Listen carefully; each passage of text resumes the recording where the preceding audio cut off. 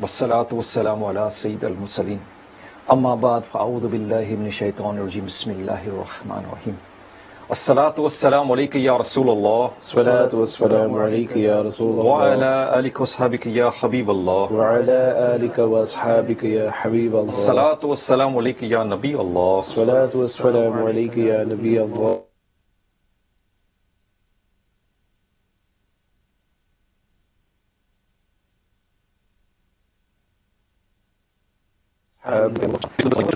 performed our sari here in the studio. Many of you have already performed your sari as well. Humble request to each and every one of you, stay with us till 3 o'clock. We're going to be here inshallah, and inshallah we'll have some good Madani pools for you. We've not been able to be with you the last couple of nights. A couple of nights ago we had a bit of a problem, and last night, mashallah, Amir al-Sunnat gave us plenty of Madani pools. So obviously Amir al-Sunnat took the priority, and we all sat here in the studio and watched Amir al-Sunnat as well. So inshallah we got the topic that we started a couple of nights ago, and we promised that we would continue with that topic, was Sayyidina Hazrat Ali radiyallahu ta'ala anhu. And we're going to be discussing his life, his bravery and some aspects of his life, inshallah azawajal. But before we get there, we've got a few other segments that we need to cover. But first and foremost, the tilawat of the Holy Quran. Ji Madina. أعوذ بالله من الشيطان الرجيم بسم الله الرحمن الرحيم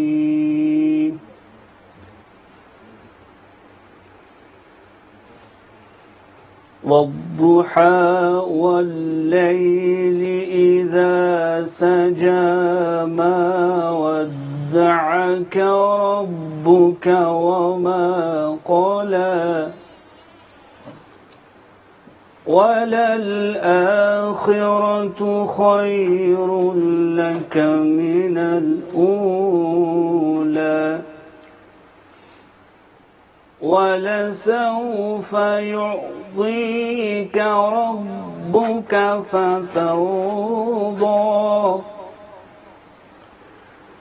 ألم يجدك يتيما فآوى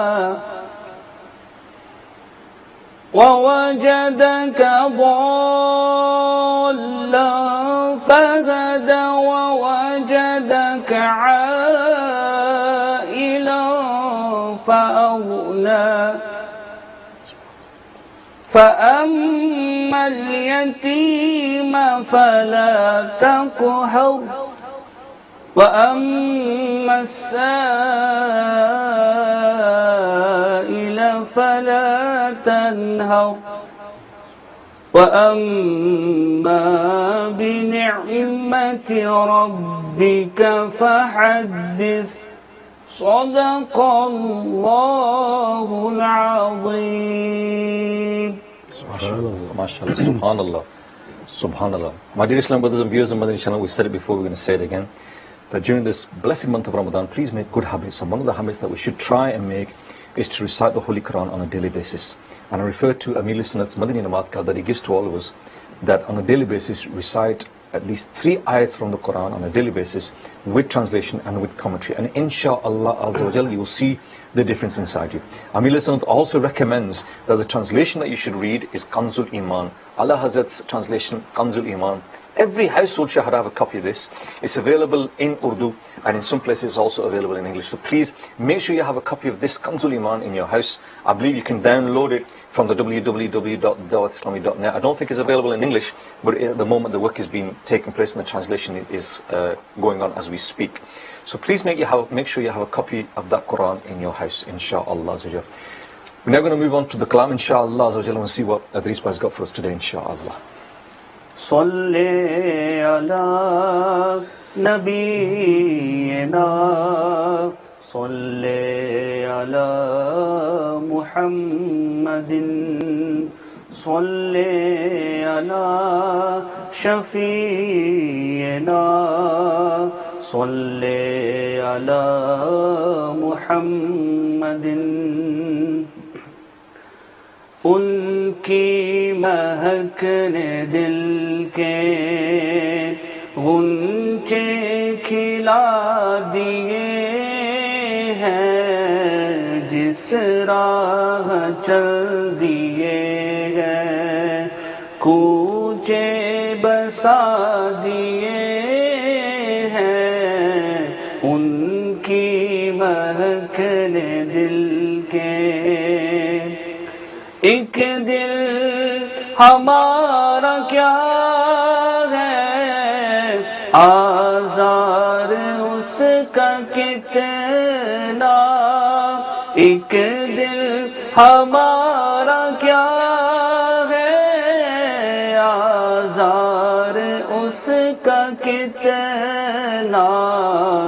تم نے تو چلتے پھرتے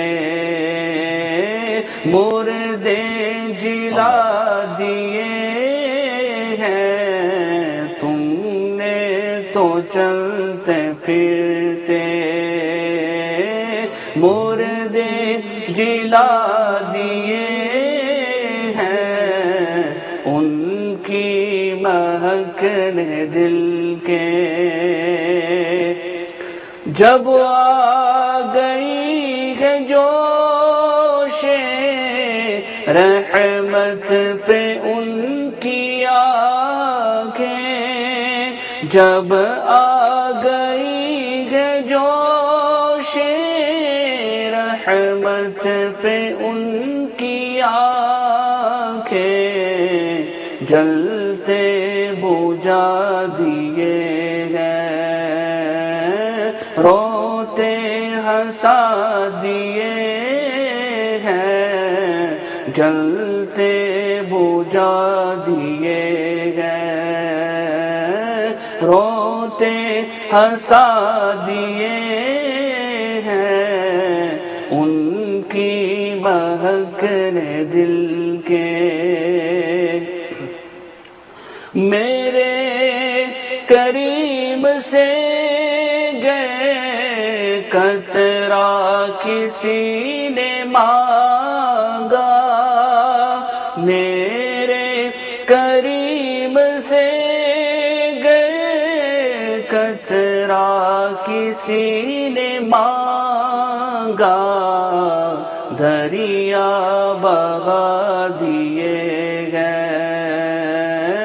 دھربے بہا دیے ہیں. دریا بہا دیے ہیں دھربے بہا دیے ہیں ان کی مہک نے دل کے. ملک سخا کی شاہی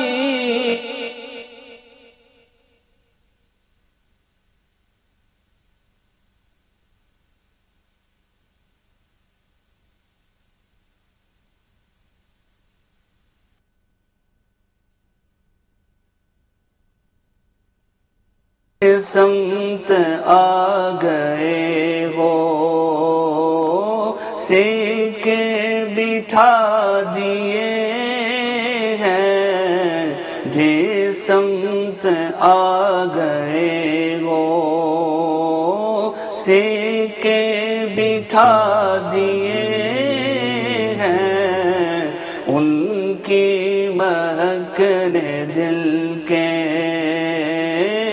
غنچے کھلا دیے ہیں جس راہ چل دیے ہیں کوچے بسا دیے ہیں ان کی مہک نے دل کے. سبحان اللہ سبحان اللہ. Dear Islam brothers and viewers of Madani channel, maybe you're like me, that maybe your Urdu isn't very good, and sometimes whenever we listen to a naat in praise of the Prophet of Allah sallallahu alaihi wasallam, you know, maybe like me you don't understand all of it. But I remember the famous singers came in to see Nigrani Shura and they had like a discussion there, Mukalma, and one thing that Nigrani Shura said, and I feel it is 100% true, is that when you hear praise of the Prophet of Allah sallallahu alaihi wasallam, no matter what the language is, your heart feels peace, yeah, and you start to swear, and you can feel the love of the Prophet of Allah sallallahu alaihi wasallam, even though you can't understand it. You know, I can't understand all the words of this beautiful naat that was just recited, but my heart fell at ease when I was listening to that, and I felt, this love towards the Prophet of Allah sallallahu alaihi wasallam. So again, this is another good habit that we should try and make, is listening to Naats in praise of the Prophet of Allah sallallahu alaihi wasallam. Without further ado, inshallah, we're going to get onto another habit that we're trying to create during this month of Ramadan, and that is the daily wazaif. Inshallah, Rehan Bhai is with us today, and he's going to give us the daily wazaif, and he's going to give us the blessings of this daily wazaif, and then inshallah we're going to recite them together, inshallah. Inshallah. Bismillah ar-Rahman ar-Rahim. The first wazaif, by reciting 3 times in the evening and in the morning, one will inshallah die as a believer. Subhanallah. Allahumma inna na'udhu bika min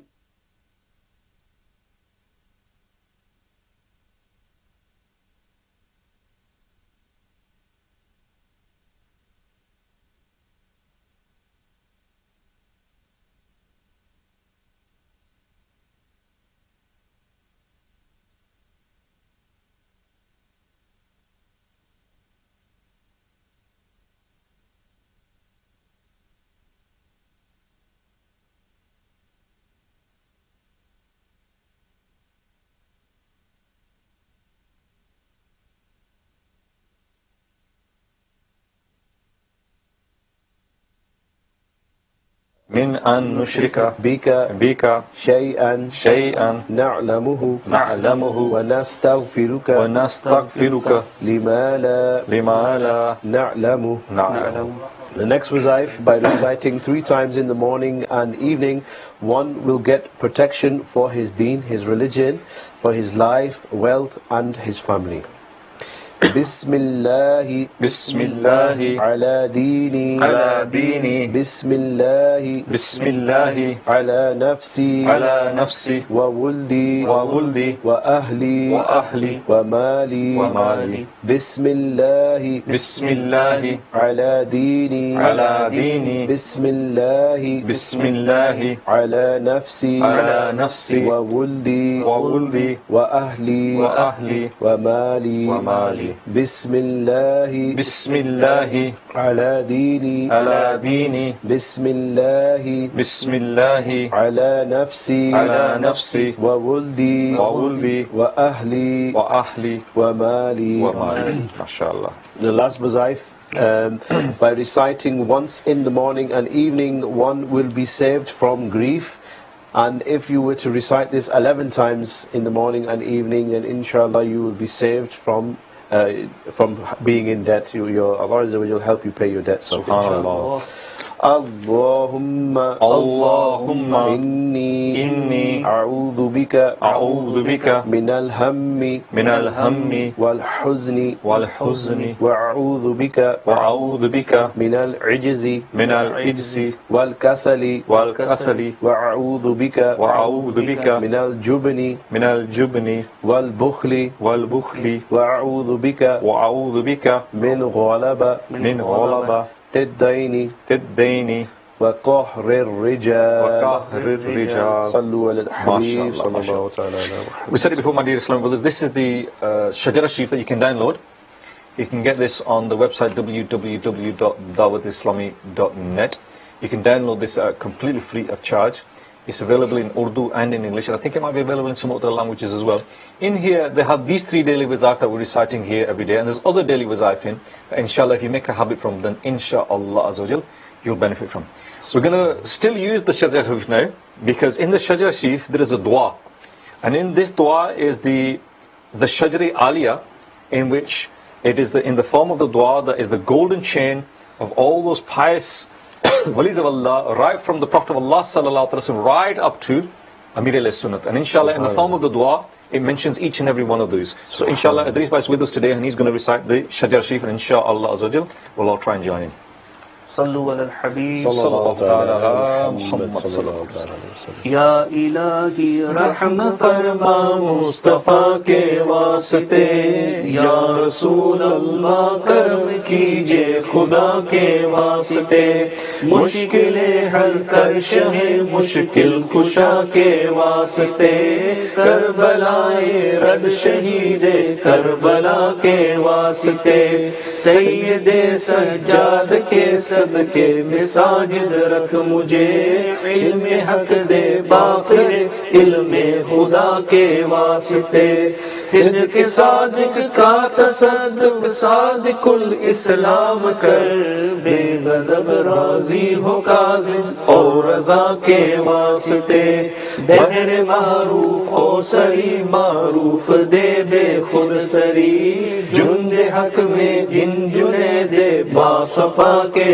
واسطے، بہر شبلی شیر حق دنیا کے کتوں سے بچا، ایک کارک عبد واحد بیلیا کے واسطے، بلفرا کا صدقہ کر غم کو فرا دے حسن سعد، بلحسن اور بو سعید سعد ذات کے واسطے، قادری کر قادری رکھ قادریوں میں اٹھا، قادر عبد القادر قدرت نما کے واسطے، احسن اللہ لہم رزقاً سے دے رزق حسن، بندہ رزاق تاج اصفیاء کے واسطے، نصبی سالے قصد کا صالح و منصور رکھ دے حیات دین حی جاں فضا کے واسطے، طور عرفان و علو و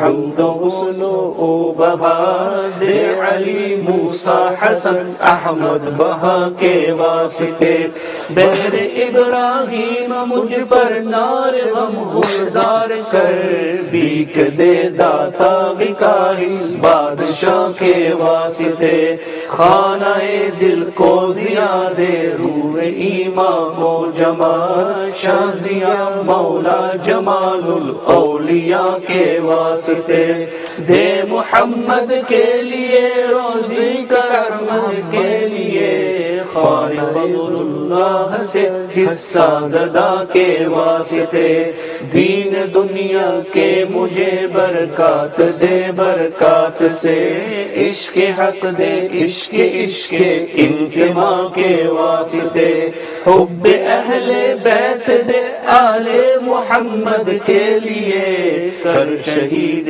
عشق حمزہ پیشوا کے واسطے، دل کو اچھا تن کو ستھرا جان کو پر نور کر، اچھے پیارے شمس دین بدر العلا کے واسطے، دو جہاں میں خادم آل رسول اللہ کر، حضرت آل رسول مقتدا کے واسطے، کر عطا احمد رضا احمد مرسل مجھے، میرے مولا حضرت احمد رضا کے واسطے، پرزیا کر میرا چہرہ حشر میں اے کبریا، شازیہ او دین پیر باصفا کے واسطے، احینا فی الدین والدنیا سلام بالسلام، قادری عبد السلام خوش ادا کے واسطے، عشق احمد میں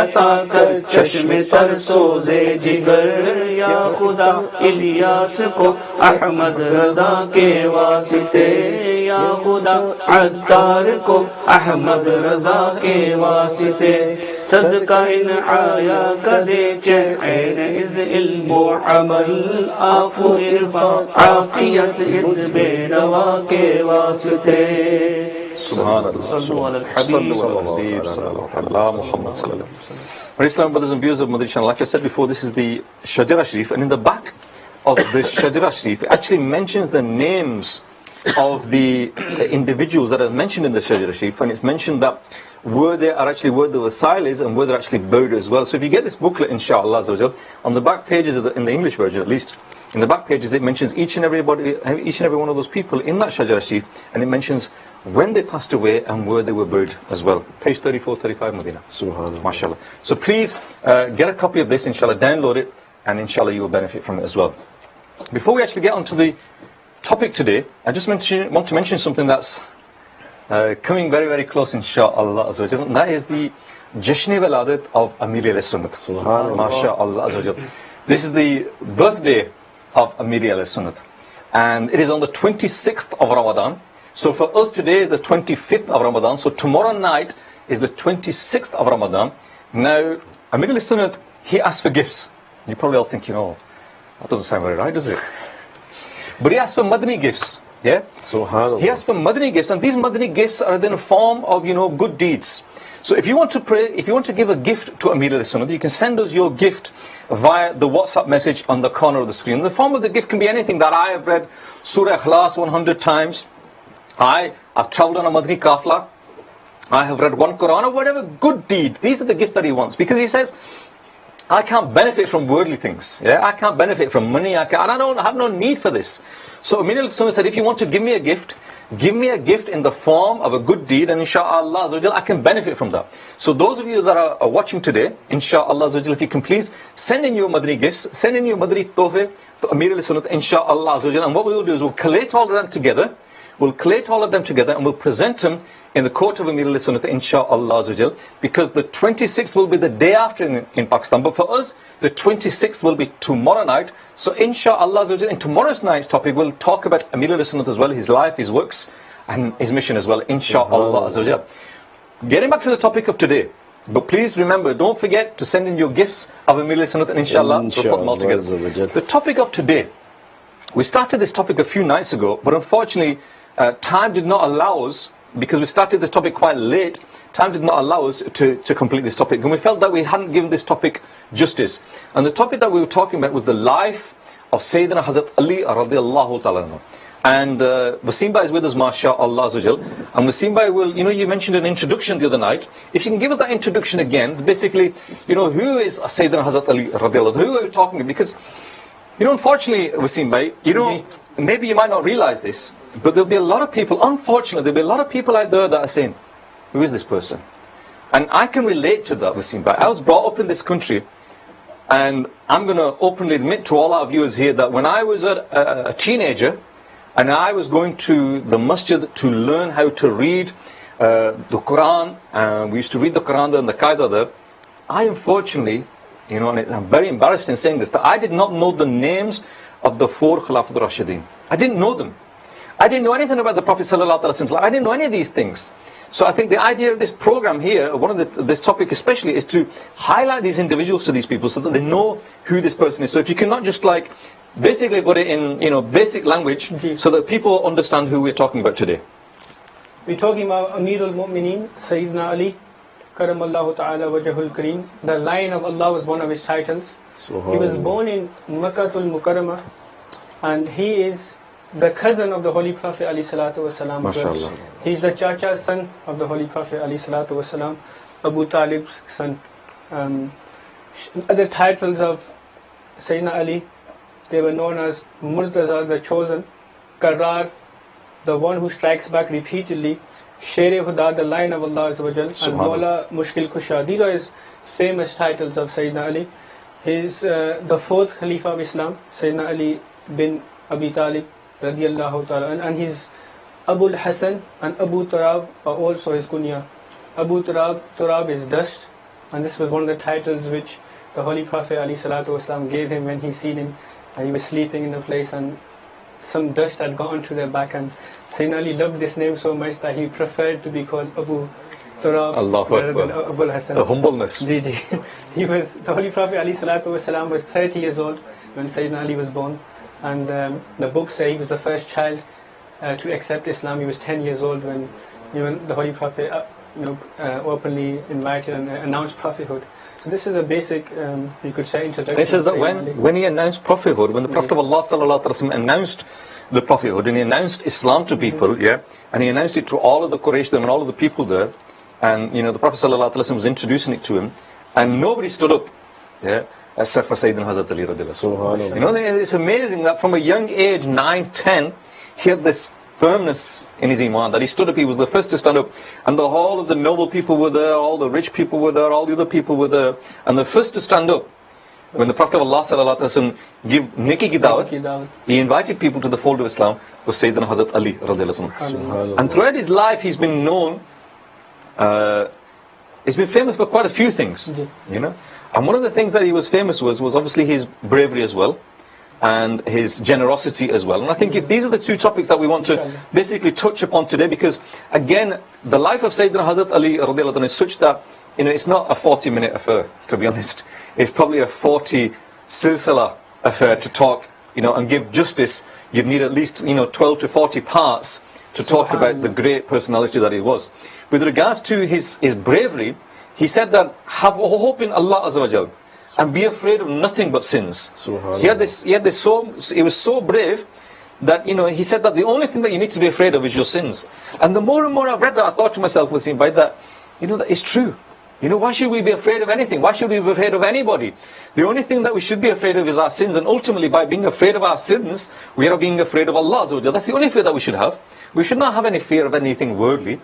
Well, this is the bravery that he had. Anything what Sayyidina Ali says, or what's been reported, and when someone sends you a text message or whatever, and it is a quote of Sayyidina Ali, you're right, it's quite deep. The thinking, and the Holy Prophet Ali Salatu Wasalam has mentioned, he says, Ana Madinatul Ilmi wa Aliyun Babuha. I am the city of knowledge, and Ali is the door. And in another place he says, Ana Darul Hikmati wa Aliyun Babuha.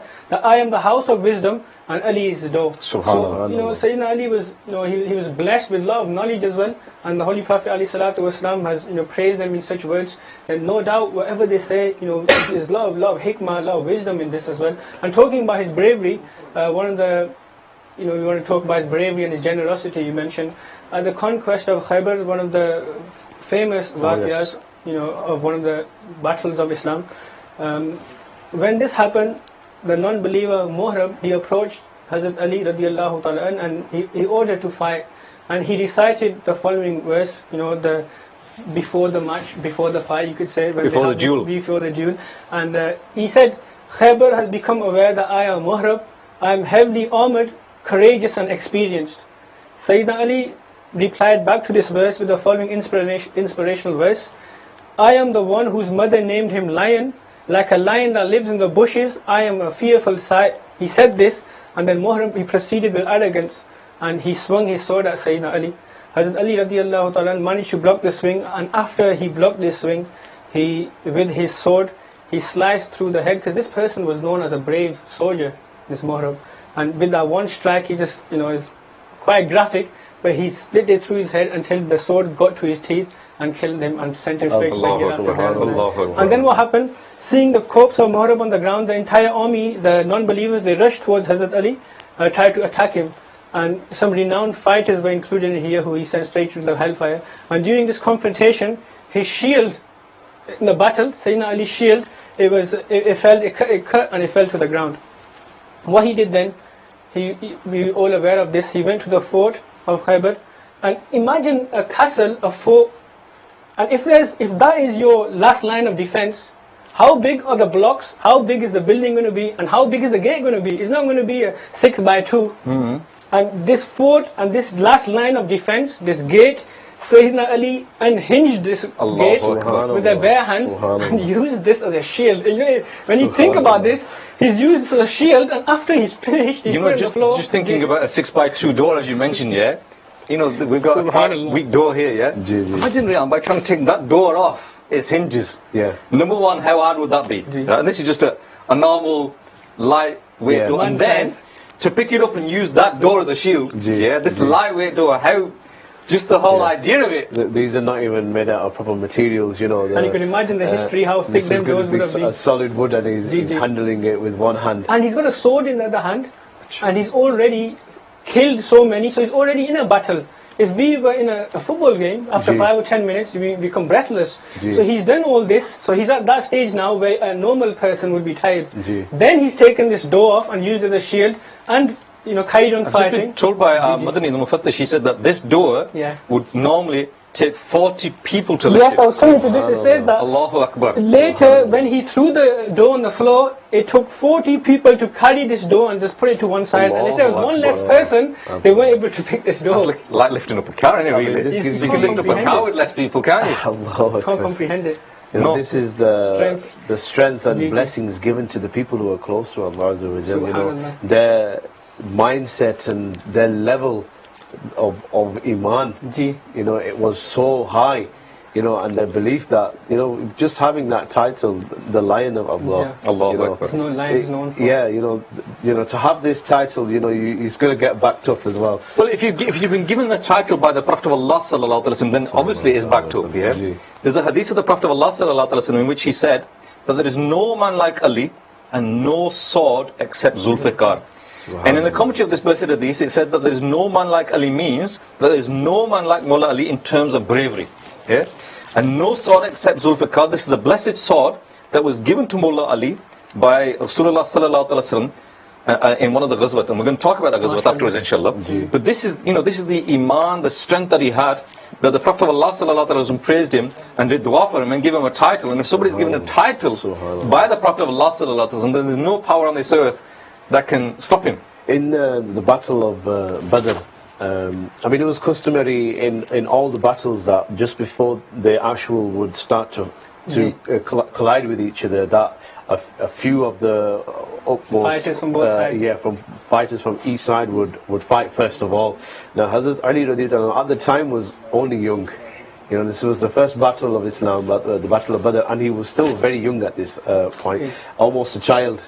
And he went out as one of those people to meet the experienced fighters on the other side. So I think there was 3 from the side of the Holy Prophet sallallahu alaihi wasallam against 3 of the other side. Now, he'd already slain his opponent and had started to pounce on who one of his companions was fighting against. He was so quick and strong.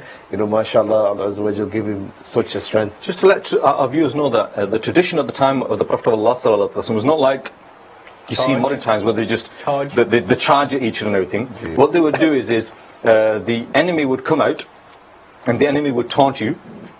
They would call you all sorts of names and then they would challenge you. Yeah. So what happened at the Battle of Badr? The Quraysh, the non-believers, came out and they taunted the Muslims. And again at that time, and especially in the Battle of Badr, the Muslims were 313 in number. The non-believers were more than 1,000. The Muslims only had a few horses, and it said that I think the non-believers were out to 700 camels and horses and swords and everything. They had all this, and they came out and taunted the Muslims, and they challenged them. They challenged them to a duel, and the Ansar, the 3 people from Medina came out. Yeah? And when the 3 people from Medina came out, the people from Medina, Makkah Sharif, they said, we don't want to fight these people.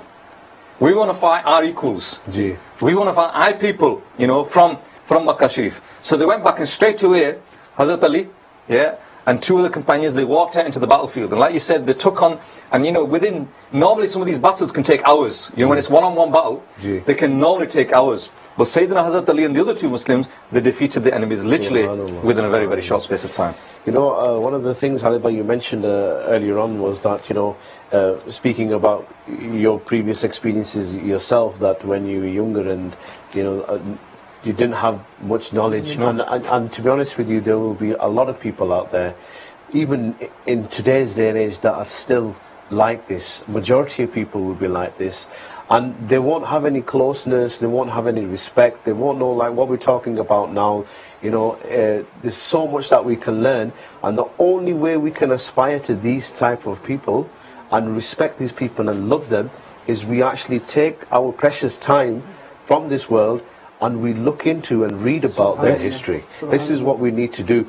And there's so many books that will make us understand, and we will understand how far we are and how weak our iman is compared to these people, and why the Prophet sallallahu alaihi wasallam, held them in such high esteem, why they mentioned in the Holy Quran where Allah gives them the title of Radiyu Ta'ala Anhum. May Allah be pleased with them. It's in the Quran that Allah is pleased with these people.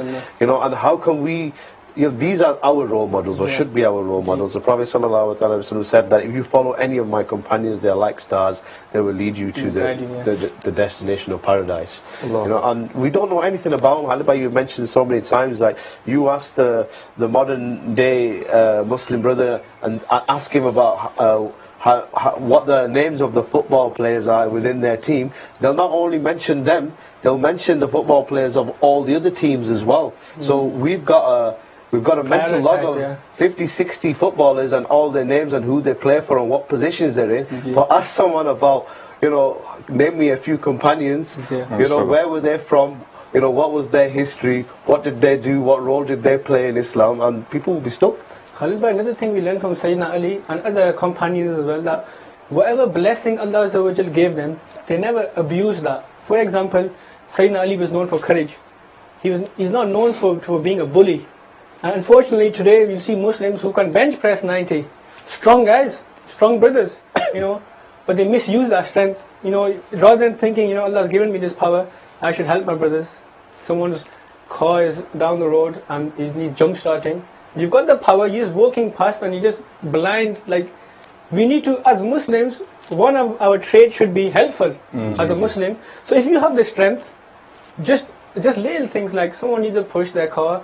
You know, that lady who lives on your street and she's 60 years old, you've been seeing her all your life. She has 3 bags, you see her go past, but nothing happened inside you. That Allah has given me the strength.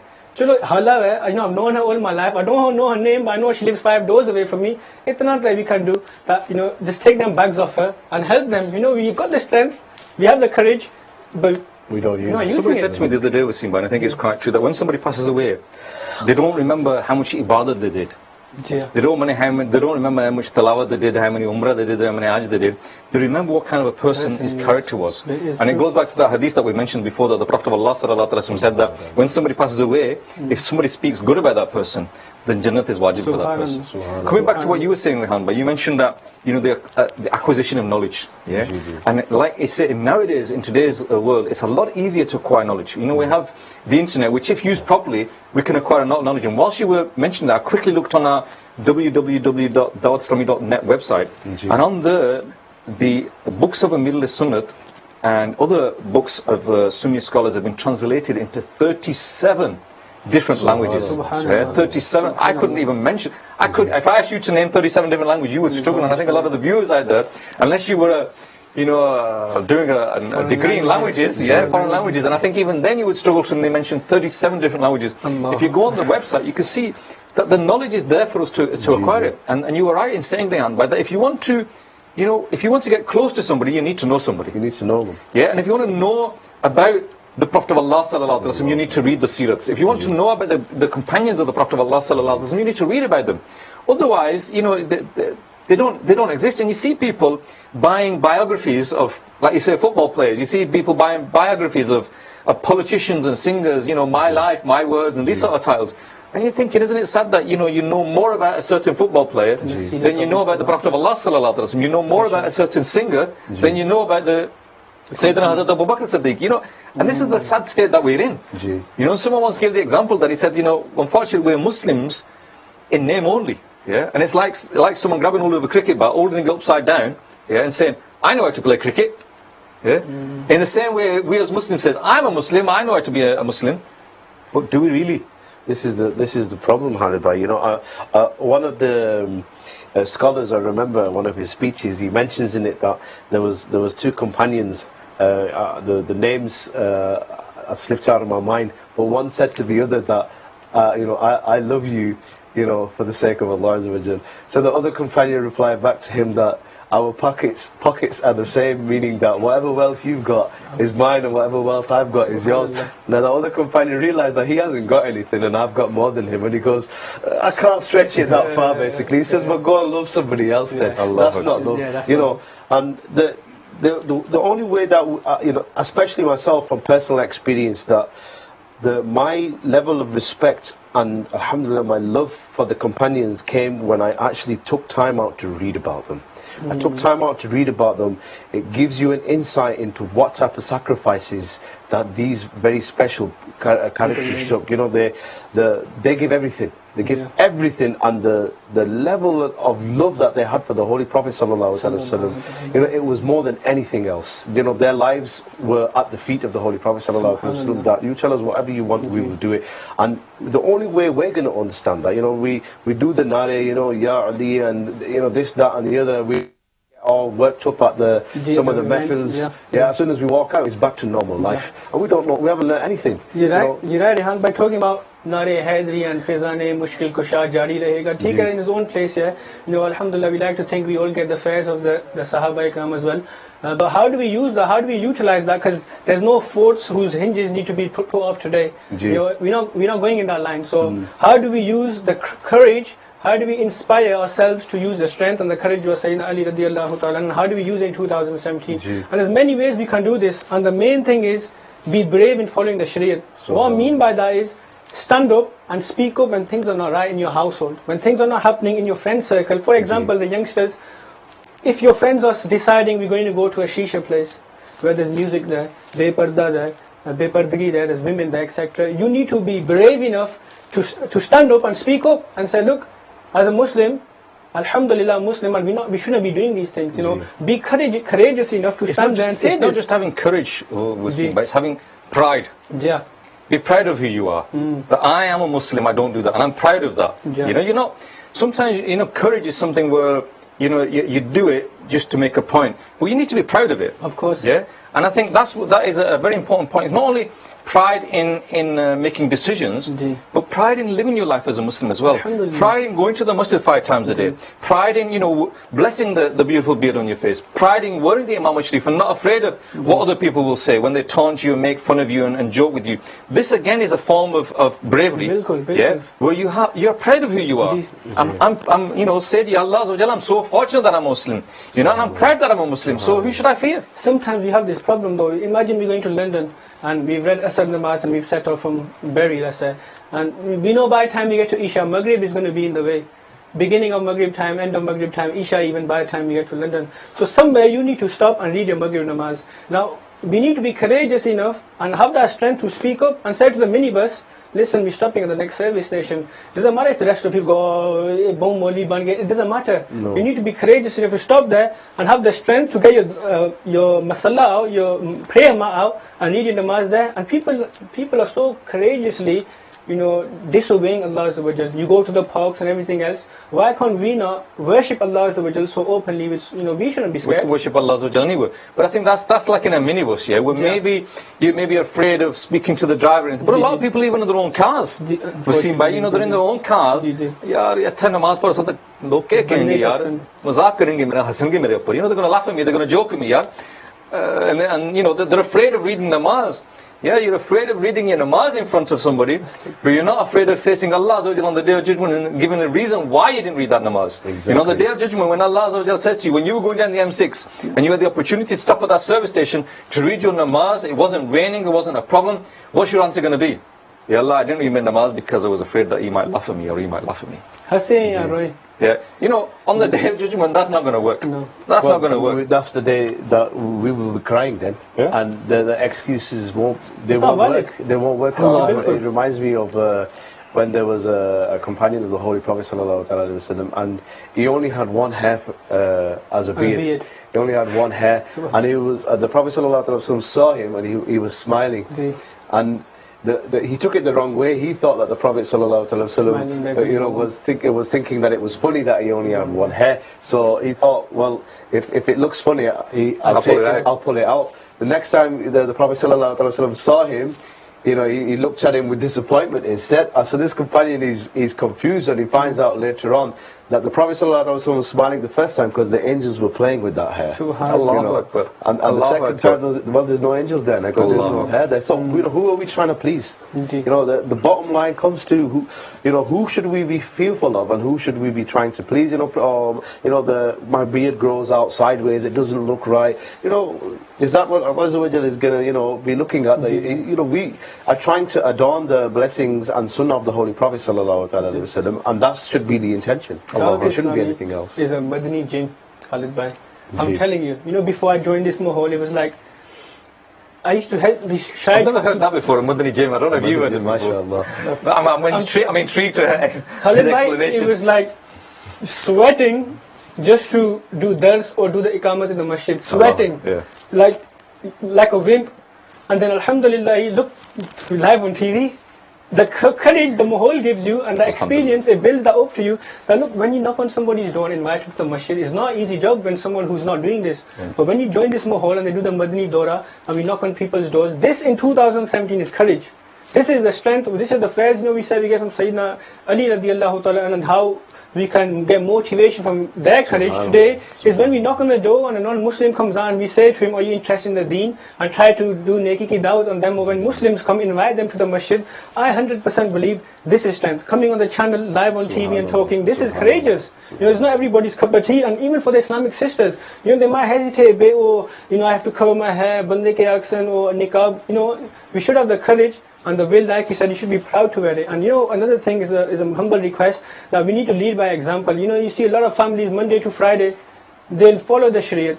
They'll follow the women of the household, they'll dress accordingly. As soon as Friday evening comes and it's the Mendi, them same women, the same women, who read namaz, them same women who are covered, all of a sudden for them it seems that it's okay to have your hair uncovered, it's okay to wear half sleeve. Part-time Muslims. Part-time, and then what kind of signal are you giving your children? That daughter in the household, why is she going to take you seriously when you tell her later that your hair should be covered at all times? When you are doing it Monday to Friday, a mela comes and there might be women dancing, there might be music, then all sorts going on. But even the men of the house, it's alright to read namaz when you're in your local vicinity. We're going to a program or we're going to our cousin's house on the other side of England. In the way, there's no preparation for any namaz. When you're there, the masjid is not closed, allow them don't even read namaz. They feel like Islam in their local area, okay.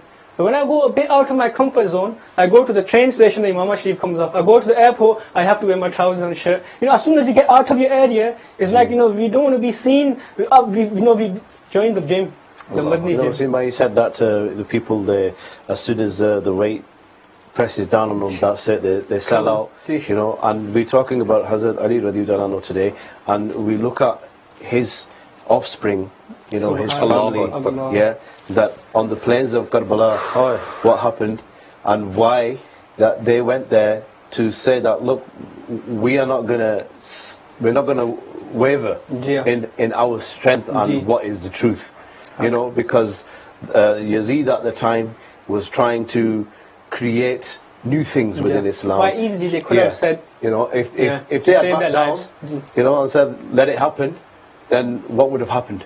What would have been the message for us now? We wouldn't have had that pure form. That we are selling out now so easily, and these were the people that they sacrificed their family. This is the Alibet of the Holy Prophet sallallahu alaihi wasallam, the grandchildren that gave their lives in the way so that deen could reach us in a pure form. Subhanallah. And we forget that this is how important it is. Subhanallah. That we can't go left or right. We can't go left or right. We don't accept doing these things. We must stay straight, we must stay strict, steadfast, and that's the only way that we can send this message as well ourselves. That's 100% what 112% what you're saying is right on his own way, that they did so much, sacrifice their lives, so we get Islam in the pure form what we do today. And we need the courage and the strength to follow through with that now. But unfortunately, you see a lot of the Muslim brothers, the azan time, and they're running the opposite way.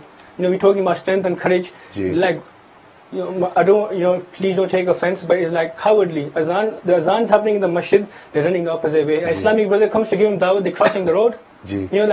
It's disheartening. And the day we people as well. We try for the pleasure of Allah to give someone neki ki dawat, but we get hacked as well. Their sacrifices, how much they did, to please the Prophet sallallahu alaihi wasallam. Everything was for the pleasure of Allah azza wa jal.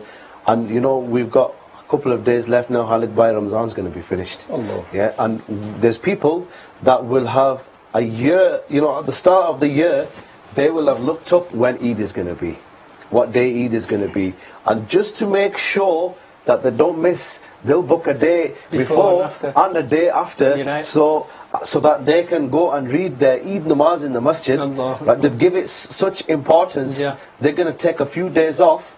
And this is one that, as long as there's a few people there at the masjid to read it, the rest will be forgiven. But when it comes to the actual farz namaz, those 5 that we have to read every day, what happens? We don't get up in the morning, we're at work during the day, too tired at night, or we're out doing whatever it is, but we can book holidays for Eid namaz, and we'll take time out for Jummah. No, that's good. We're not saying don't do that, but where's the importance gone? Where's the priority? Namazi Janaza, prime example, we'll all be aware, usually happens after Zohar Salah.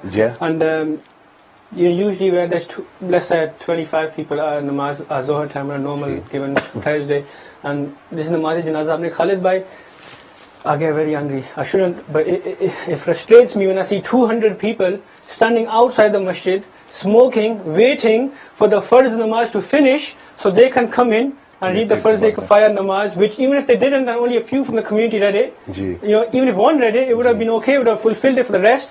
But look, you're reading a janazah for the pleasure of Allah Azza wa Jal. You're offering your salah for the pleasure of Allah Azza wa Jal.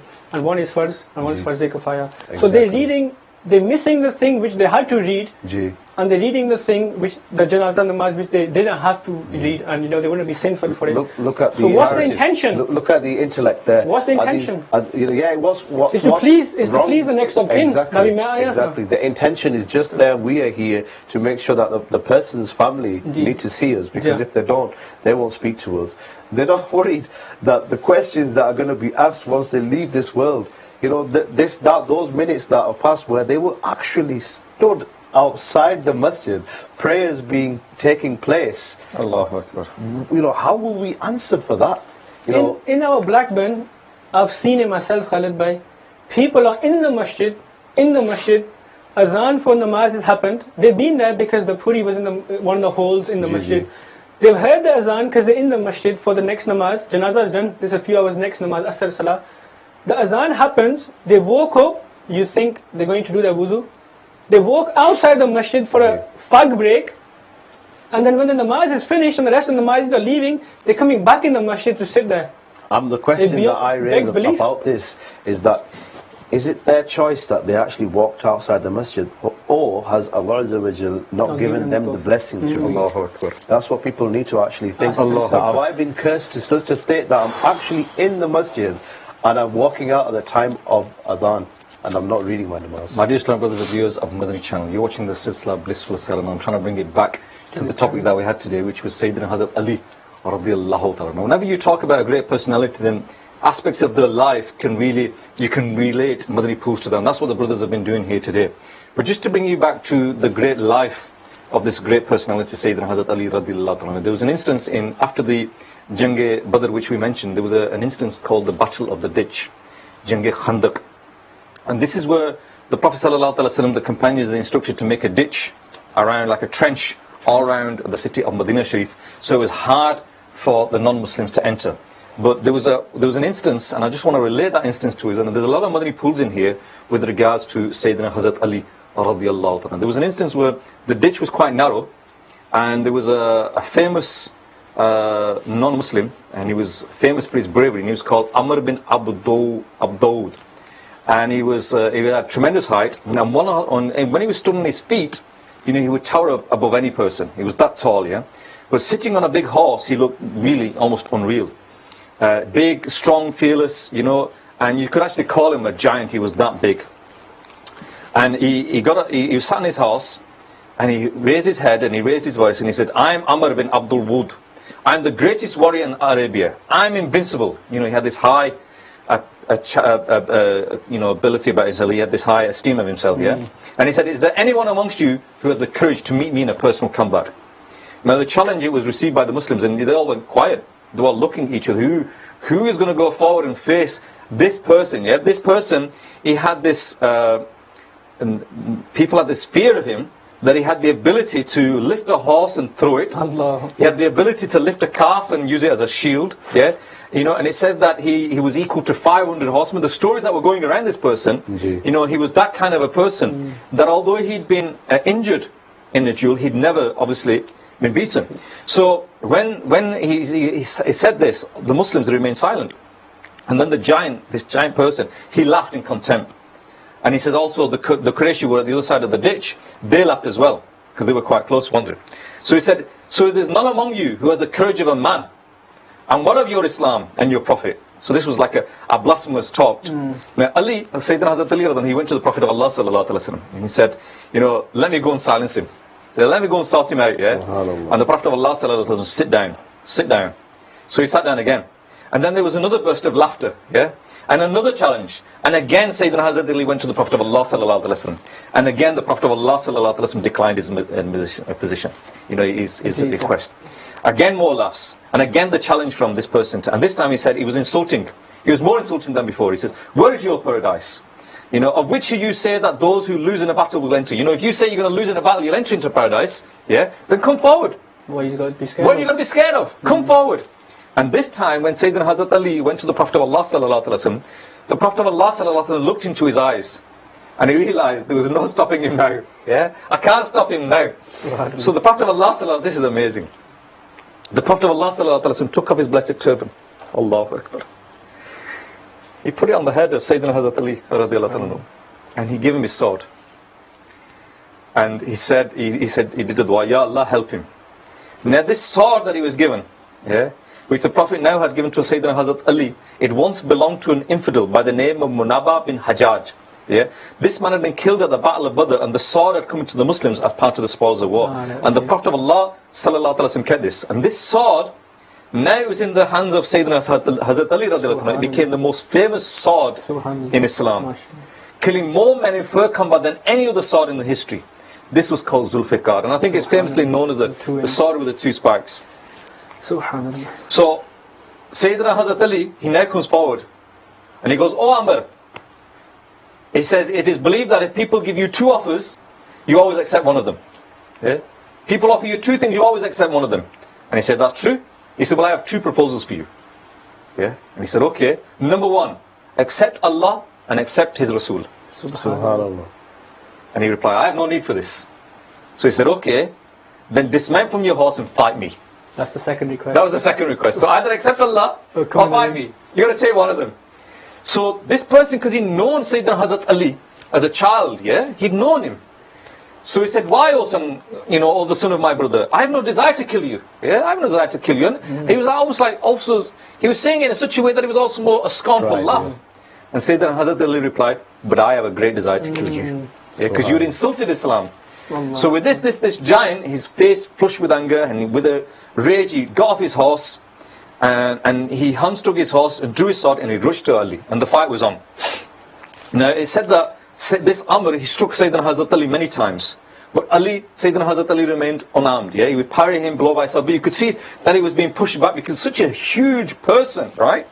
And then what happened, what was amazing, what happened was, Sayyidina Hazrat Ali all of a sudden put his sword down. Right? And this person looked and he was shocked. And Sayyidina Hazrat Ali, he jumped and dived at him, went for his throat, and the sheer pace that he dived at him was almost like an arrow, and it caused this giant to collapse onto the ground. So he speared him.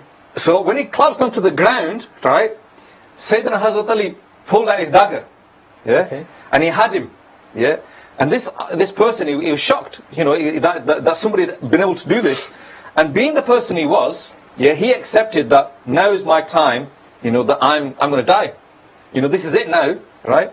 And one more time Sayyidina Hazrat Ali said, he offered him the first choice again, accept Islam. And accept his messenger. And he had literally had a dagger there. And he said, I have no need for this. I have no need for this. And he kind of like lifted his neck to him, basically, do what you want, So Hazrat Ali lifted up the dagger. And as he lifted up the dagger, this non-Muslim, he spat. He developed as much as he could in his mouth. And he spat at Sayyidina Hazrat Ali. And imagine being in that situation, You're in the middle of a battlefield, and you finally got your opponent to the ground, one of the greatest, warriors of his time, so to speak, and you got into the ground, you got him pinned, and then he spits in your face. What would you do? Your rage would be more. Your rage would be even more, and rather than stabbing him once, you stab him twice, you do all sorts. Sayyidina Hazrat Ali, what did he do? He got up, he backed away, and he says, up until now, I fought against you for the sake of Allah and His Rasul. But when you spat in my face, I could feel the rage coming up inside me, and I didn't want to kill you for my sake. Hazrat Ali only kills whoever Hazrat Ali has killed, he is killed for the sake of his Prophet and the sake of his Amazing. And he says that he backed away, and literally he was walking away from this person who was still on the ground. Right? Now this person got up, and realizing that in a sense he'd been insulted. He felt it as if he'd been insulted, but he was shocked. But he still thought he could get his revenge. So he picked up his sword, and he ran towards Sayyidina Hazrat Ali, and Sayyidina Hazrat Ali's back was facing, it was backwards away from him, he was walking away. And Sayyidina Hazrat Ali realized and quickly turned, lifted up his shield, and it said that he hit him so hard that his shield split in two. This is the great Sayyidina Hazrat Ali that we're talking about. The person, that can lift a whole gate. What kind of shield did he have? He split his shield in two, and the sword of this person glanced his temple. Just glanced his temple, yeah? Sayyidina Hazrat Ali's temple, yeah? But with this sword that now was given to Sayyidina Hazrat Ali, with the blessed turban that was on his head, who could defeat him? So he turned around and he struck this person, and he collapsed and he died on the ground. Now, there's a lot of Madani pools in this. A lot of Madani pools in this. One, that Sayyidina Hazrat Ali, is when the Prophet ﷺ saw his eyes that had changed, and they saw the anger inside, the rage inside, and the question is, what was that rage for? That rage wasn't for Sayyidina Hazrat Ali, right? The anger wasn't there because you've insulted me, yeah? That rage was there for the sake of Islam. That Islam had been insulted. The Prophet of Allah ﷺ had been insulted, yeah? And that rage built inside us, yeah? Nowadays, the only time we have anger inside is when someone insults us. Well, we are wrong, yeah. When people insult our deen, when people insult our Prophet, we don't care. Not my problem. Yeah? Not my problem. And then, the other beautiful Madani pool was that the Prophet of Allah said, just imagine, I can't, every time I close my eyes and think about this, that the Prophet of Allah took off his blessed turban, put it on Sayyidina Hazrat Ali, give him the sword, and then when he heard the dua, Allah, protect him. Ab kis cheez ka dar? What's that to worry about? Ab kis cheez ki dar? Ye na ki Rasul Pak sallallahu alaihi wasallam ki talwar aapke haath mein, Rasul Pak sallallahu alaihi wasallam ki imam sharif aapke sar pe, aur Rasul Pak sallallahu alaihi wasallam ki dua aapke saath. What have you got to be afraid of?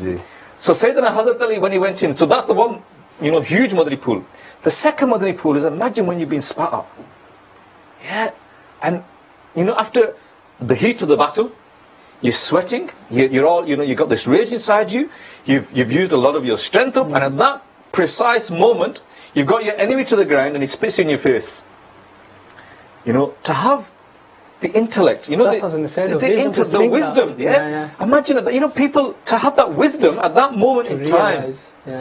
I find that amazing. To be able to think straight. When you're angry, you've got that inside you. But he had that wisdom inside him. To realize that my intention has changed. Yeah, to realize that my intention has changed. And I think that was amazing. Every time I read it, I'm shocked that Sayyidina Hazrat Ali at that time, and you can imagine the heat of a battle, you've finally struggled to get this person to the ground, you've done all these things, you've done everything, and now you realize that your intention has changed.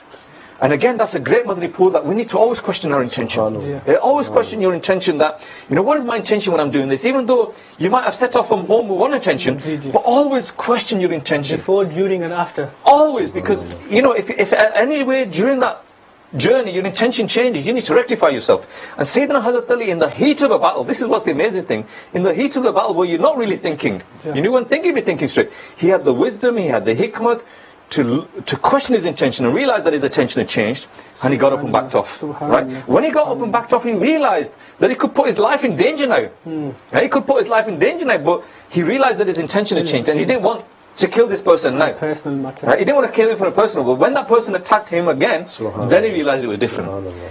So this is one, the courage, the wisdom, the hikmat, the pleasure of Allah, the pleasure of Allah, the pleasure of the Prophet of Allah sallallahu alaihi wasallam. You read it time and time and time again that this person, they said that he was like a giant. They called him the giant.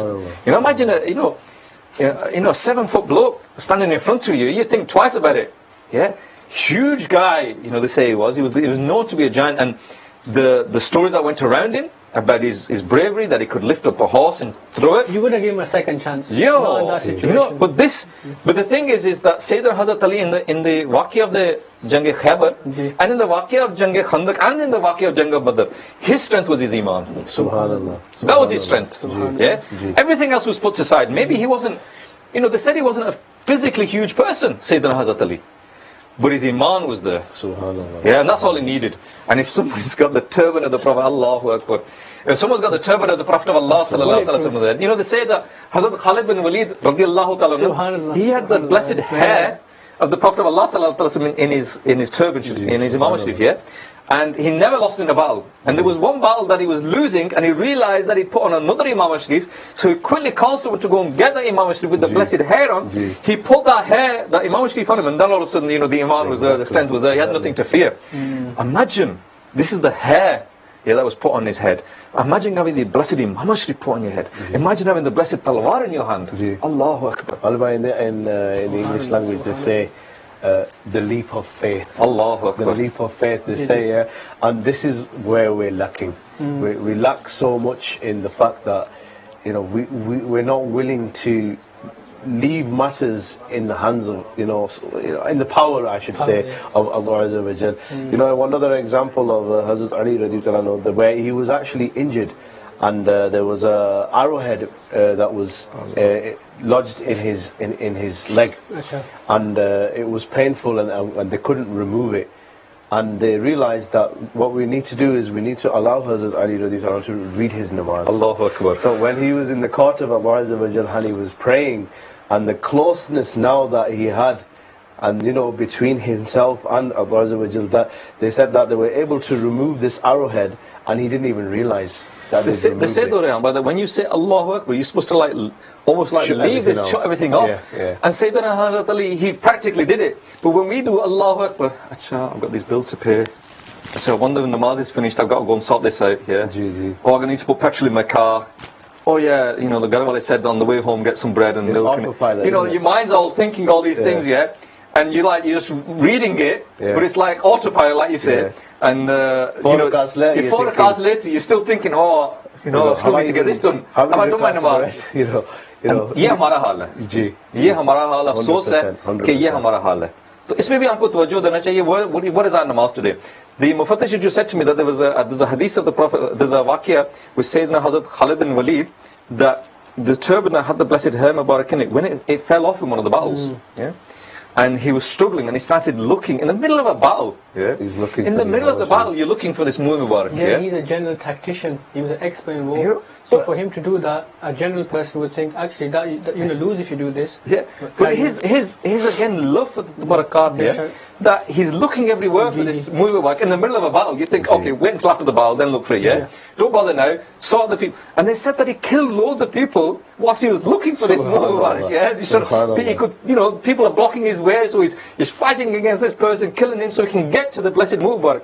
But again, this is the adab that they had, the love that they had, the respect that they had, the faith, the faith that they had, the iman that they had, and now people are questioning the love and the adab that people have for the Prophet of Allah sallallahu alaihi wasallam. There is no limit. There is no limit to the love that you can have for the Prophet of Allah sallallahu alaihi wasallam. There is no limit to the respect that you can have. The other example was of when Hazrat Umar radiallahu anhu comes to the Holy Prophet sallallahu alaihi wasallam, and he says that I love you more than anything apart from my own life. Allahu Akbar. And the Prophet ﷺ said that your iman is incomplete. And straight away he realizes what he said, and he says, corrects himself, no, I love you more than anything, even my own life. And the Prophet ﷺ says, now your iman is complete. For people to think that we go too far, without this love, our iman is incomplete. We have to love the Holy Prophet ﷺ more than anything else, and that's the only way. Bishak, subhanallah. The other day, I don't know what time you're on, but very short time. We also want to You've got a couple of minutes. We also want to talk about the generosity and the sadaqah and khairat of Sayyidina Ali and and we could learn a lot from that as well. I'll just read one waqia. It was Sadrullah Fazil Amma Maulana Sayyid Muhammad Naeemuddin Muradabadi Alayhi Rahmatullah al-Hadi explains in the tafsir of the Quran Pak that according to the verdicts, the verse I'm going to read out, it was revealed in the favor of Sayyidina Ali. So the verse in the Quran Pak was revealed in the favor of Sayyidina Ali because once he possessed only 4 silver coins, he had 4 dirhams. This is what he possessed, and nothing else for donating. So what he did is he donated all 4 of his coins to charity. One he did in the night, one he did in the day, one he did secretly, and one he did openly. And the verse in question is, those who gave their wealth in charity by night and by day, secretly and openly, they have their reward with their Lord. They shall have no fear, nor any grief. And long Madani flowers we could take from that. We touched on it that day as well. But when we give something, from them 4 day, night, hidden and open, it seems like open is the only way we understood from this. Whenever we give something, see Pakistan acharya and Gariban ni shadi kita si, and we did this, and don't tell nobody, but I went to Pakistan and I built this, and even if we do something secretly, we still have a need to tell 1 or 2 people. And like Rukn Shurab al-Habib, he came and he done this bayan once, and he goes, is there anything what you have done, neki or worship any type, which only you and your Rabb knows? Allahu Is there Akbar. any one thing, any one sadaqah you've done, or any good action you've done, which only you and Allah Azza wa Jal knows? It seems like every single thing we do, a third party needs to know about it, otherwise we can't sleep at night. That's where the Unfortunately. intention comes into question again. Just got a few messages here. One message here. Salam, brother. Me and my husband really enjoy your program. Alhamdulillah, I've learned a lot and I'll pass it on to my family. Salam, dua mein yaad rakhe.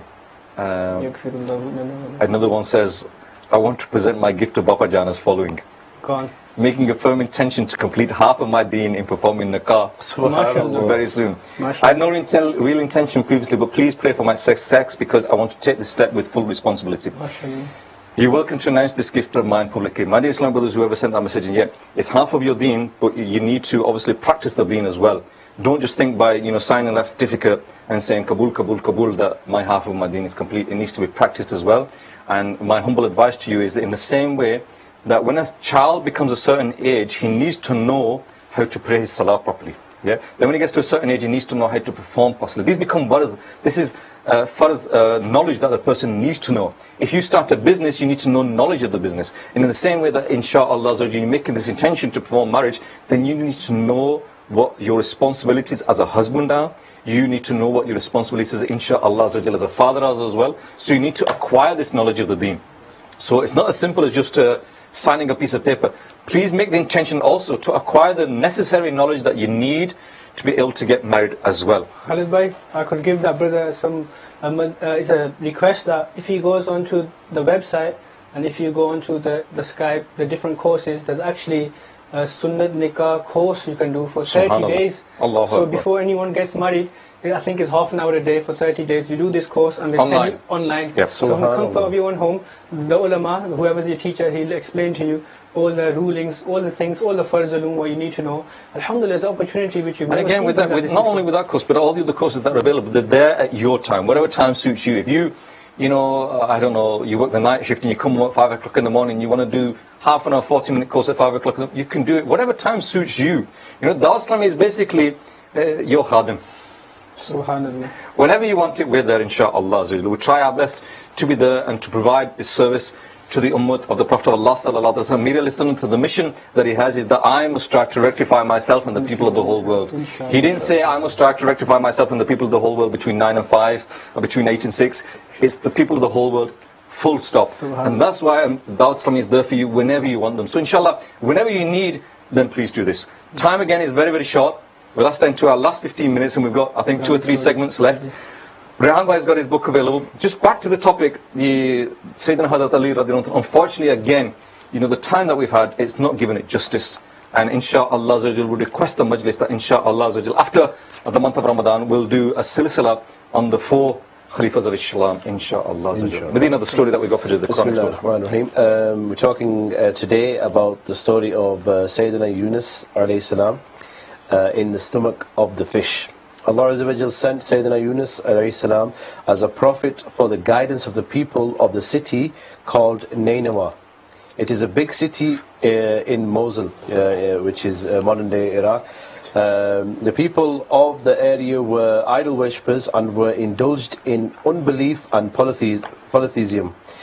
Sayyidina Yunus alayhi salam commanded them to abandon idol worshipping and embrace the true faith, but these people, they disagreed, they refuted, and they denied this and did not embrace the true faith due to their ignorance and wickedness. Sayyidina Yunus alayhi salam warned them that very soon a divine torment will strike them. After listening to this warning, the people of the city consulted one another that Sayyidina Yunus alayhi salam has never told a lie. Therefore, keep an eye on Sayyidina Yunus alayhi salam, and if he stays in the city overnight, then it means that we are in no danger. But if he alayhi salam does not spend the night in the city, we should expect this torment. At night, the people saw that Sayyidina Yunus alayhi salam had left the city, and indeed in the morning the signs of divine torment appeared, because black clouds started emerging from all 4 sides, and darkness fell over the whole city, with a smoke coming from everywhere. Witnessing this, the people of the city realized that the torment will now definitely strike them. Therefore, in the quest of Sayyidina Yunus alayhi salam, the people started searching for him, but they could not find him far and wide. Now the people of the city, they became very terrified. Therefore they all took their women, children, along with their cattle, wearing simple clothes and torn clothes in fact, and went into the jungle crying and actually repenting. They sincerely committed themselves to embrace the faith in Sayyidina Yunus alayhi salam. Husbands separated from their wives and mothers separated from their children, and all of them engaged in seeking absolution and were weeping bitterly in the court of Allah Azza wa Jal. They started seeking forgiveness for all of the violations regarding mutual rights. In short, all of them repented sincerely and promised Allah Azza wa Jal that they have firm belief in the message of Allah Azza wa Jal brought by Sayyidina Yunus alayhi salam. Allah Azza wa Jal did mercy on the sincere repenting of these inhabitants and the city, and the torment, it went away. All of a sudden the clouds and the smoke disappeared, and all of the people came back to the city and started to live their normal daily lives. Allah Azza wa Jal describes this event in the Holy Quran in the following words. So if only had there been one town that believed and its faith would have benefited it. Yes, the people of Yunus, when they accepted faith, we removed the disgraceful punishment in the life of this world and from them, and let them enjoy for a precise time. It means that it does not benefit the people to embrace faith once the divine torment from Allah Azza wa Jal has commenced, but despite the clouds of the divine torment commenced towards the people of Sayyidina Yunus alayhi salam, the torment was still withdrawn from them upon embracing the true faith. It is mentioned in Tabarani that when the signs of the divine torment were at onset in the city of Nineveh, and Sayyidina Yunus alayhi salam was not found by the people, even after thorough search, the people of the city became worried, and they approached the famous religious scholar of the city, who was a faithful believer and a spiritual luminary of those times. They all entreated him. He advised them to supplicate after reciting the following invocation. And therefore the people supplicated after reciting above this dua. Consequently the torment was withdrawn. However, in the same context there is a different reporting by the famous muhaddith and miraculous saint Sayyidina Fudail bin Iyad rahmatullahi alayhi, that the invocation by virtue of which the torment from the city of Nineveh was shunned away. So there's a different angle on this as well. However, after the withdrawal of the torment, when Sayyidina Yunus alayhi salam arrived near the city, he alayhi salam did not find any symptoms of torment on the city. The people asked him to join his people. He alayhi salam replied, "How can I go back to my people? I had left the city after revealing the news of a divine torment to them, but same did not happen." So I've said one thing and it's not happened. Now those people, they will kill me and say that I'm a liar. Out of anger, Sayyidina Yunus alayhi salam left the city and embarked on a boat. When the boat reached the middle of the sea, it stopped. According to an established tradition, those times only, that the boat would stop in its midst of sea if it was carrying a fugitive. Therefore the passengers, they balloted, and the name of, they put all their names into a hat or whatever it was, and the name of Hazrat Yunus alayhi salam came out. The passengers threw him into the sea and left him. When Sayyidina Yunus alayhi salam fell down into the water, a fish swallowed him, and he alayhi salam became confined in the stomach of the fish, where there was utter darkness. Under these circumstances, he alayhi salam did this dua. By the virtue of this invocation, Allah Azza wa Jal blessed him freedom from the dark cell, and the fish ejected him out of her mouth at the bank of the sea. He alayhi salam had gone very weak by that time, so he'd been there for for a while. By the grace of Allah Azza wa Jal, a plant called gourd grew there, and he alayhi salam used to take rest under its shade. Afterwards, when he alayhi salam regained some energy, he went back to his people, and all of the people treated him with utmost love and reverence and embraced faith unto him. The Holy Quran has mentioned this wonderful event of Sayyidina Yunus alayhi salam in the following words. And indeed Yunus is one of the noble prophets. When he left towards the loaded ship, then he drew lots, and he became of those who were pushed into the sea. The fish then swallowed him, and he blamed himself for not waiting for Allah's command. and he had not been those who, if he had not been of those who glorify Allah Azza wa Jal, he would have remained in its belly till the day when all will be raised.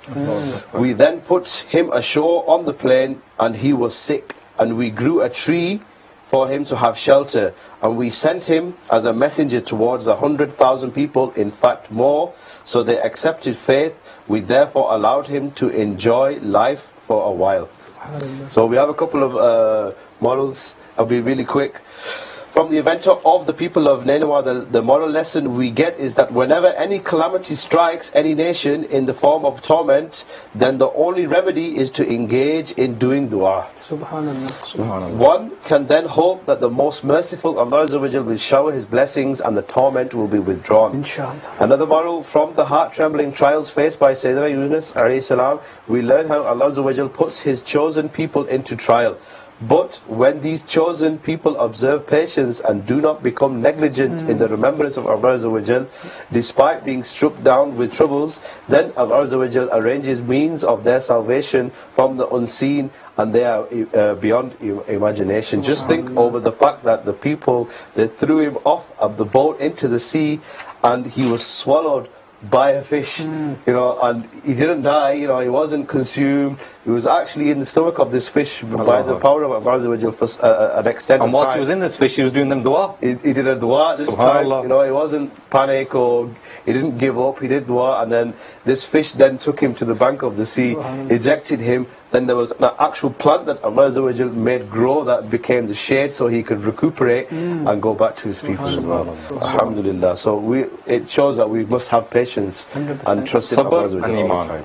My Islam brothers and viewers of Madani channel, the book that Rehan is reading from is The Quranic Wonders, which again is available on www.dawatslami.net and available from any of our Manqabats and Madani stores. And I said it before, it's an ideal book to have in our homes, to read these true stories to our children, so that, like Rehan Bhai said at the beginning of the silsila, we need to learn about these things so we can bring ourselves closer to the deen. And inshallah, if we read these stories at home, then inshallah our children will become closer to the deen and know more about the deen as well. Time is very, very short. Do you want me to do one? Yeah, go for one. You can go for both, inshallah, depending on how long you are. Take loads of salah will do. We are going through those things what invalidate your salah. There's 29 acts that are mentioned in this book, and I'll carry on from turning the chest from the direction of Qibla at or beyond the angle of 45 degrees without valid reason will invalidate the salah. If there's a valid reason, the salah will not become invalid. For example, someone suspects that his invalidation of his wuzu, he thinks he has got wuzu, and he turns his face and he goes, and then he realizes the mistake, that it was just a suspicion, and his wuzu in fact is intact. If he has yet not exited the masjid, his salah will not become invalid. Next point, killing a snake or scorpion does not invalidate the salah, provided that the musalli does not have to walk 3 steps, nor he needs to do it in 3 strikes. Otherwise the salah will become invalid. Killing a snake or scorpion is permissible when it's passing in front of a musalli and there is a fear of harm. If there's no fear of harm, killing the snake then would be makruh. Next point, scratching 3 times in one unit in salah will invalidate your salah, i.e. scratching once and then lifting the hand, lifting the hand to scratch once, then scratching and lifting the hand once again. This is classed as 2 scratches. If this act of scratching is repeated for the 3rd time, salah will become invalid. Placing the hand on one place of an organ and moving it several times will be considered scratching only once. Next point, whilst very important, well they all are very important, but this we need to pay a lot of tawajjuh on because it's quite commonly done. Whilst uttering takbeers of intiqal, the transitions when you go from one position to another, if the word Allah is read while stretching the alif, Allah, like this, or the word Akbar is read with stretching the alif, Akbar, like this, or if the ba is stretched, Akbar, like this, the salah will become invalid. If this mistake was done while uttering the takbir tahrima to start the namaz, the salah would not even start. So this is very important to know. Whilst doing qiraat or reciting the azkar in salah, the mistake that makes the meaning fasid, or makes the meaning wrong, will result in the invalidation of the salah. Sallu ala الحبيب sallallahu ta'ala ala Muhammad sallallahu alaihi wasallam. Inshallah, we'll go through a few rules of fasting. We'll go through a few points of qaza of your fasts. If somebody ate, drank, or had marital relationship, assuming that some part of the night was still left, but he came to know later that it was the time of Subh's dawn, his fast would be invalid. It is necessary for him to keep a fast qaza later on. If somebody is forced to the extent of ikrah shari, I'll explain what that is, to force to that extent to eat, this is a valid exemption for eating. Only making up for the fast will be mandatory for him, even if he eats with his own hands. The summary of the ruling of this is that somebody forces the fasting person to break his fast, or threatens to kill him if he doesn't break his fast, and the person believes that the threats are real, then in this case, ikrah shari is there. The fasting person can break his fast in this situation, but it's still mandatory to make up for it later. Next point. Inhaling medicine through the nose in the state of fast will invalidate the fast, and it will be mandatory to make up for it. Next point, eating a stone, grape, soil, wool, grass, paper, or anything else that people feel disgusted by will invalidate the fast, but one will only have to make up for it. Kafara is not wajib for this. Okay. 2 more points. If rainwater or flake of snow goes down the throat, the fast will become invalid, and it will be mandatory to make up for it. And the last one, likewise, swallowing a large amount of sweat or tears will invalidate the fast. One will have to make up for this as well. MashaAllah. صلوا على الحبيب صلى الله تعالى. My dear Islam brothers and viewers of Madani channel, you've been watching the silsila of Blissfull, Saher, and the 2 books that Azim read from today, the laws of Salah. Again, we said before that every household should have a copy of this, and we should continually read this to improve our Salah, because we think our Salah is perfect. We need to get it checked. And the other one is the blessings of Ramadan, which Amir al-Sunnah said that each and every one of us should read this the month from before Ramadan, because this month only comes once a year, so we need to be prepared for it and ready for it and make sure that we can take full benefit from it. Just want to finish again with what we started off at the beginning, that inshaAllah tomorrow in the UK is Jashn Wiladat, the birthday of Amir al-Sunnah, and you've got the message, the WhatsApp at the bottom of the screen. Please send in your gifts. And when I say gifts, I don't want you to make commitments of £100, £200, £500, etc. Make gifts in the form of good deeds. Yeah, you know, make intentions that I will travel on a 3-day kafla, a 30-day kafla. Make intentions that I will go and join the Madrasatul Madina Baligan. I will learn how to read the Quran properly. Make intention, or give the sawab that I've read the Quran, I've read this surah class.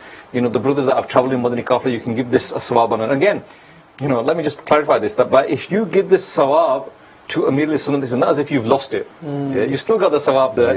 You know, it's just that sawab will go on. So Muslims should never be conjuice, you know, in a sense. We should pass on this sawab as well. And I'd just like to finish by making a dua. Wasim Bhai is with us here. His brother normally comes every day, mashallah, but today unfortunately he's not come because he's had a slip disc and he's in quite a lot of pain.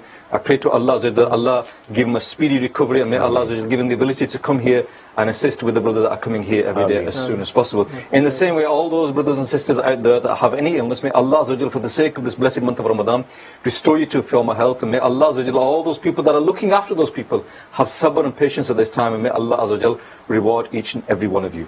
Just to finish off, by the month of Ramadan is going, there's only a few days left, yeah? And if possible, another request to each and every one of you is cut down on your work routine. Yeah, today I've made a personal intention that for the remaining days I will work less hours so that I can spend more time and take the full benefit from this month. Because I feel that myself and maybe a lot of us here, we've not taken the benefit of this month. We've not really achieved what we wanted to achieve. We've not got the blessings that we wanted to achieve. And so the days are numbered, and who's to say whether we'll be here next year. So please take full benefit from this month. Worship Allah as much as you can, and read the Quran as much as you can. There was a message here that there's a person that's intending to go on Hajj this year, inshaAllah. He said, could you please talk about the rules of Ihram as it's his first time? InshaAllah, when the season comes for the Hajj, inshallah, there'll be silsilas on the screen giving you practical examples of how to do this. And inshallah, we'll have one in English and we'll help you as well. You've been watching Madani channel, you've been watching the Blissfull Saher. Inshallah, same time, same place, keep watching Madani channel. صلوا على الحبيب صلى الله على محمد.